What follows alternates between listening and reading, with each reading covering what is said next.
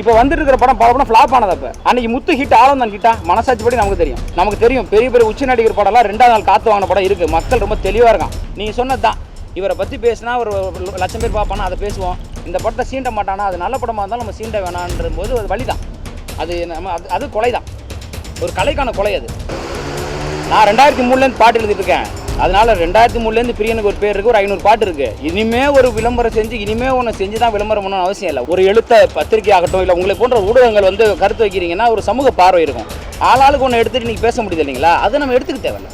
அது நல்லது சொன்னாலும் எடுத்துக்க தேவையில்லை, கெட்டது சொன்னாலும் எடுத்துக்க தேவையில்லை. அப்படி தான் எடுத்துக்கிறது. அந்த 300 கோடி 400 கோடி படத்தை ஏன் பார்க்குறீங்க? சித்தார்த்தால கொண்டு போக முடிஞ்சு சார் சித்தாவை. நான் அப்படி தான் சொல்லுவேன். சித்தா மாதிரி ஒரு படம் இல்லையா, அதே மாதிரி நல்ல படங்கள் இருந்தது. சித்தார்த்து இடிச்சு தள்ளி மோடி அவருக்கு இருக்கிற ஓரளவுக்கு இருக்கக்கூடிய வச்சு போயிட்டாரு. லோகேஷ் கனகராஜன் மனநிலை மருத்துவத்துக்கு அனுப்புன்னு ஒருத்தன் போட்டிருக்காரு. அவர் படத்தை எந்த பொண்ணு வந்தாலும் கொண்டாடுறாரு. எப்போ பார்த்தாலும் ரத்தம் 2 லாரி வண்டி கட்டி ஏற்றிட்டு போயிட்டுருக்காங்க பிளட்டை. எப்போ பார்த்தாலும் வெட்டு குத்தா இருக்குது. அவர் கொஞ்சம் தயவு செஞ்சு போய் மனநல மருத்துவத்துக்கு போங்கன்னு யாரோ ஒரு ஆள் கேஸ் ஃபைல் பண்ணியிருக்காரு. அனைவருக்கும் வணக்கம். ரொம்ப மகிழ்ச்சி அழைப்பு ஏற்று இவ்வளோ பேர் வந்ததில். வெள்ளிக்கிழமை ஜனவரி 5 அரணம் திரைப்படம் வெளியாகுது. மகிழ்ச்சியாக இருக்குது. இவ்வளோ பிரச்சனைக்கு அப்புறமும் நிறைய திரையரங்கு கிடைக்கிது. நான் நினச்சேன் திரையரங்கெலாம் கிடைக்காது அப்படின்னு நினச்சேன். பார்த்தீங்கன்னா இப்போ எங்களுக்கு நிறைய திரையரங்கு கிடைக்கிது. நாங்கள் தான் எப்படி அதை எடுக்கிறதுன்ற அளவுக்கு இப்போ ஒரு விஷயம் நடந்துகிட்ருக்கு. அந்த தருணத்தில் உங்களெல்லாம் சந்திக்கிறதுல ரொம்ப மகிழ்ச்சி. இந்த தருணத்தில் அந்த படத்தில் என் கூட நடித்த வர்ஷா அவர்களுக்கு, அப்புறம் லகுபரன், அப்புறம் கீர்த்தனா அவருக்கெல்லாம் நான் நன்றி தெரிவிச்சுக்கிறேன். ஒளிப்பதிவு நிதின் கே ராஜும் இஜே நௌஷத்தும் பண்ணியிருக்காங்க. எடிட்டிங் பிகே பண்ணியிருக்காரு. இசை சாஜன் மாதவ் பண்ணியிருக்காரு.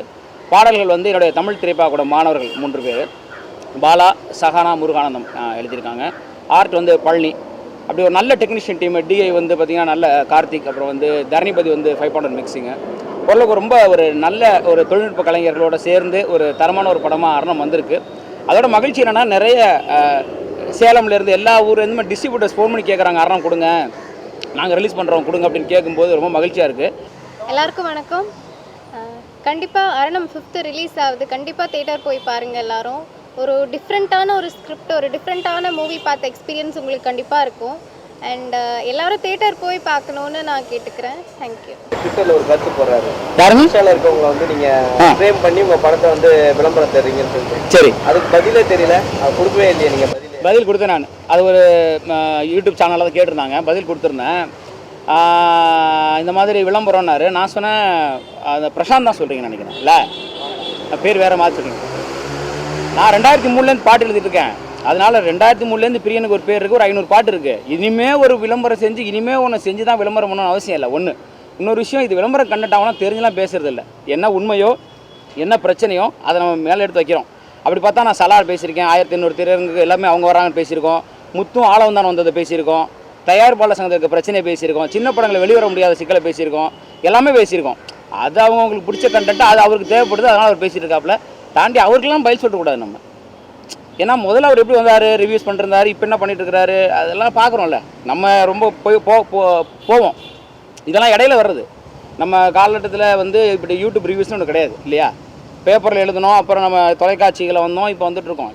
நம்ம சினிமா என்றைக்குமே இருக்கும், இதெல்லாம் வரும் போகும்.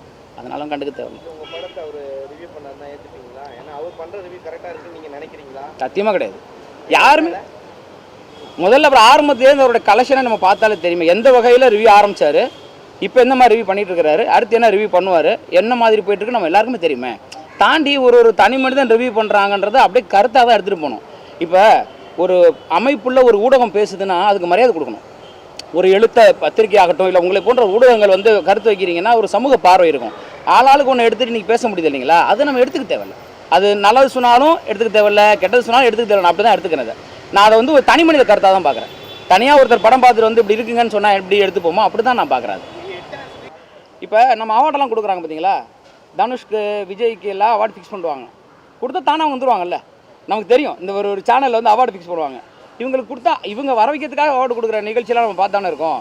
அப்படி தான் இந்த பெரிய ஹீரோஸை பெரிய படங்களை ப்ரொமோட் பண்ணுறதுன்றது அவங்களுக்கு ப்ரொமோஷன் கிடையாது. யார் நடத்திக்கிறாங்களோ அவங்களுக்கான ப்ரொமோஷன் தான். சின்ன படத்தையாக பண்ணணும்.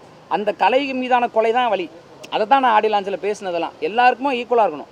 ஒரு படைப்பை பற்றி பேசுகிறோன்னா அது சின்ன படமோ பெரிய படமோ நல்லா இருக்கு நல்லா இல்லைன்னு சொல்லலாம் சார், அது தனி மனித உரிமை. அதெல்லாம் நம்ம பதிலே சொல்கிறதுக்கு இல்லை.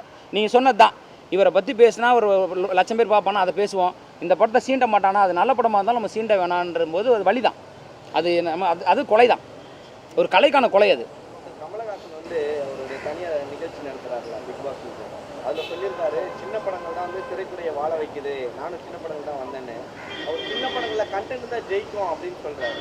சரிங்க சார், இது எப்படி பார்க்குறீங்க? திரையரங்கம் தாண்டி கண்டென்ட் வேணுன்றாங்க, ஆனால் திரையரங்கும் இப்போ கிடைக்க மாட்டேது, திரையரங்கில் கூட்டம் வரலன்றதுனால அதை தூக்கிடுறாங்களா? இதை பற்றி என்ன நினைக்கிறீங்க? ரொம்ப சிம்பிள் சார். இப்போ அவர் சொன்ன ஒரு பதிவு நம்ம பேசினது போட்டிருந்தேன். நம்ம 12ஆம் தேதி பேசினதை வந்து அவர் 24 பேசியிருந்தார். நாங்கள் அதை எடுத்து கட் பண்ணி நான் பசங்க போட்டிருந்தாங்க. இந்த 300 கோடி 400 கோடி படத்தை ஏன் பார்க்குறீங்க, பொங்கல் போட்டால் பொங்கலே சாப்பிட்டு போவீங்களா, வேறு பார்க்க மாட்டீங்களான்ற சொல்லியிருந்தார். எனக்கு மகிழ்ச்சியாக இருந்தது நம்ம பேசின விஷயம்னு சொல்லி. இல்லை கமலஹாசனே உங்களுக்கு ஆதரவு பண்ணுறாருல, கண்டென்ட் தான் அந்த படம். ரைட் சாரி போயிடுறேன் சார். சார் ரொம்ப சிம்பிள் சார். இப்போ கண்டென்ட் இருந்தாலும் கொண்டு போக வேண்டியிருக்கு சார். இப்போ சித்தார்த்தால் கொண்டு போக முடிஞ்சது சார் சித்தாவை. நான் அப்படி தான் சொல்லுவேன். சித்தா மாதிரி ஒரு படம் இல்லையா, அதே மாதிரி நல்ல படங்கள் இருந்தது. சித்தார்த் இடிச்சு தள்ளி மோடி அவருக்கு இருக்கிற ஓரளவுக்கு இருக்கக்கூடிய வச்சு போயிட்டார். அதே தான் போர் தொழிலுக்கு நடந்தது. எப்படியோ கொண்டு போய் சேர்த்தாங்க, ஓடிச்சு. போக முடியாதவங்க துயரப்படுறாங்க சார். அதான் இப்போ சின்ன படம் கண்டென்ட் இருந்தால் ஓடும் இல்லை சார். எந்த படமே கண்டென்ட் தான் சார் ஓடும். நமக்கு தெரியும் பெரிய பெரிய உச்ச நடிகர் படம்லாம் 2ஆவது நாள் காற்று வாங்கின படம் இருக்குது. மக்கள் ரொம்ப தெளிவாக இருக்கான். படம் நல்லா இல்லைன்னா அது அந்த ரசிகர்களே போக மாட்டேங்கிறாங்க இன்றைக்கி. அப்படி தான் இன்றைக்கி படங்கள் இருக்குது. ஆனால் அந்த சின்ன படங்களை பொறுத்த வரைக்கும் இப்போ நம்ம ஓன படம்லாம் எடுத்துக்கங்களேன், அயோத்தியா இருக்கட்டும், டாடாவாகட்டும், அவங்களுக்கு எல்லாமே பார்த்தீங்கன்னா ஒரு சின்ன ஒரு கைப்பிடி இருந்தது. நான் அப்படி தான் சொல்லுவேன். அவங்களுக்கு ஏதோ ஒன்று பிடிச்சிக்கிறதுக்கு இருந்தது, பிடிச்சி போனாங்க. எதுவுமே பிடிக்காத கிடா மாட்டிக்கிச்சு. இப்போ நீங்கள் சொன்ன வட்டாரங்களுக்கு மாட்டிக்கிச்சு. ஏன்னா அவரே பத்திரத்தை வச்சு படம் பண்ணுறேன்றார். அவர் எப்படி சார் ப்ரொமோ பண்ணி கொண்டு போக முடியும், எப்படி போராட முடியும்? ஆனால் வட்டாரங்களுக்கு ஓடி இருந்ததுன்னா அப்போ கமல் சார் சொன்ன விஷயம் நடந்தால் மகிழ்ச்சி எனக்கு.